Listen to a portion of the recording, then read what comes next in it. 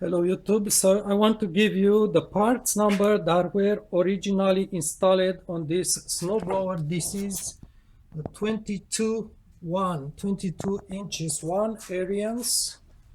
It says there, and compact 22. So only for this model I do have the manual, and if you look at the manual, it's going to be the first model here, 92013. 22. I'm not showing for the 24 model. I don't have that one. So this one was purchased new, and I want to show you the parts that you will be needed at some moment, the original serial number for those parts. I'm not going to show you like this with my finger. I'm going to put them just at the end of the video. So at the end of the video, you'll find the text with all the parts. Hopefully I'm going to be accurate, not making errors. But I'm going to show you, if you see the belts. So this is the, you can tell there is a number on it. This is the auger belt. This is the drive belt. Again, there is a number there. I'll give you the number at the very end. So again, these are the original parts. Just sometimes there are confusions on websites, even in manuals. I want to give you a few more tips. This snowblower purchased new about 8 years ago. By the way, this is just an aftermarket. I put it because it was too loud for my ears. It already went through a friction disc. The friction disc is something in there, is like if you want like a clutch for cars. When you engage, it has, when you drive it, it has this rubber surface which just rotates against a plate. And this one, because snow blower makers these days, after maybe 2010, 2020, they use a very, very soft rubber. Unlike the old snowblowers from the 80s, 70s, 60s, on those machines, this friction disc will last for 30 years, the lifetime of the machine. On mine, it failed about 50, maybe 60 hours of operation. So you will expect this to fail very soon, not just Arians, all of them. And you need a little bit of skills to replace it yourself. Otherwise, you need to bring the machine to a dealership. So that's a towing. And I can tell you, when this started to fail, I lost my reverse. So the reverse wouldn't work. The first forward would work too slow. The other speed will work fine. And I do have videos on my channel. There was a lot of rubber shred at the bottom. And I don't shift on the go. I just use it properly, but expect this to fail very soon. And this one is the genuine one. Again, you'll see the numbers at the end. I did also comes with kind of a friction material. This one, the whatever you call it. I did not install this thing here. Actually, I did purchase this just as a spare. I put another disc in there, another brand. Some brands have much stronger rubber, but most aftermarket and genuine one have very, very soft rubber. Another part that almost fell on me is the auger bearing, which is very exposed. We have salt here, so it's very exposed. And I found out that it was a very cheap Chinese bearing right in there.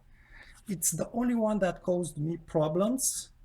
So I actually did just regrease it for now. I did got an aftermarket one, which should be much better quality. That Chinese one, I'll give you again the information that I mentioned, the type at the end of the video. This one were the problems. Obviously, perhaps you already know these OHV engines just don't start at the end of the summer storage. So you need to, I do have tricks. I'll give you my playlist and look for that. There is like an instant start trick or something like this video. Look for that one.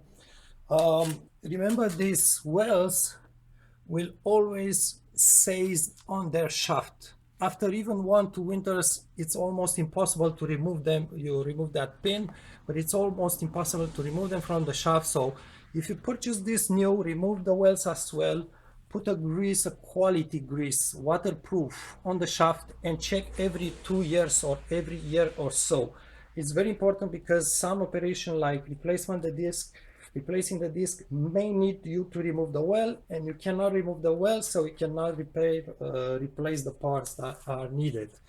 Another thing that I suggest, if you are a little bit skilled, remember to grease the auger, otherwise it's going to get seized on the shaft. We have this kind of, there's like for pistol grease inserts here, but that doesn't really work. I actually did remove my auger from the shaft, grease the shaft, put the auger back in, and it's moving very, very nicely on the shaft. Obviously there are shear bolts. There is one on each side. You may want to release them when you purchase this thing, because those bolts also seize. The nut on the bolt seize, and you may find out it's difficult to remove them when they're shear. And Ariens does put 2 extra shear bolts here, and I just challenge you to try. If you're a snowblower, it's older, a couple of years old, I challenge you to remove them from there and try to release the nut from the bolt and see if it works. Usually also it jumps very, very badly, so put a droplet of oil to prevent it. Okay, so these are my tricks. Now let me just give you the part numbers for this unit. Try to inspect that auger bearing, even if it doesn't make noise, because after several years actually the bearings get seized on the chassis and it's really difficult to remove. So maybe remove it, inspect it, feel it's gritty or not, and put it back with some grease on it, around it, so you can remove it when it's really needed. Other than that, it's not, I didn't have problems with this machine, except for the starting part. And I warmly recommend you get an electric starter, because that is going to help you start these trouble engines, Chinese engines. Engines works fine, I don't have a problem with it. It's just the starting part that doesn't work. And my advice is an idea to start it. This is just my trick. Run the starter, crank it, keep it cranked with your right hand, with your left hand press it to prime at the same time. This is my trick. But sometimes you need to go a little further more. You need to drain this cup from underneath the carburetor. I have videos with this on my channel. I don't go on these details. I can tell you it is not a very strong machine.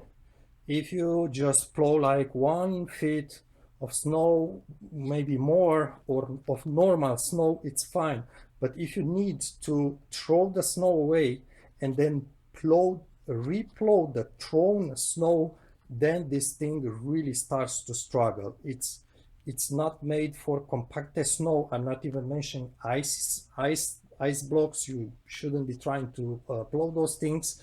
And for some people in Canada, perhaps in the Prince Edward, in the places where you have a lot of wet snow, I never tested this machine in those conditions. We don't have wet snow. I'm in Montreal, but I think most snowblower will struggle in wet snow.